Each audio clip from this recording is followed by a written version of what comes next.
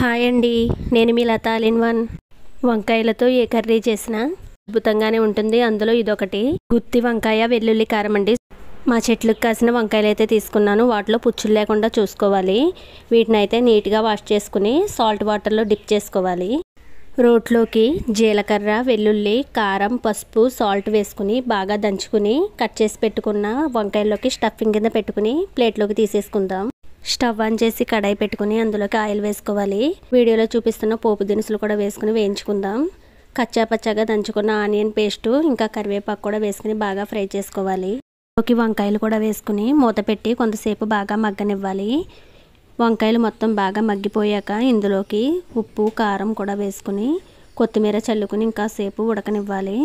తర్వాత కొంచెం వాటర్ కూడా పోసుకుని బాగా దగ్గరకు అయ్యాక స్టవ్ ఆఫ్ చేసుకుని వేడివేడి అన్నంలో తింటే సూపర్గా ఉంటుంది. వీడియో నచ్చితే లైక్ చేయండి, సబ్స్క్రైబ్ చేసుకోండి. Thanks for watching.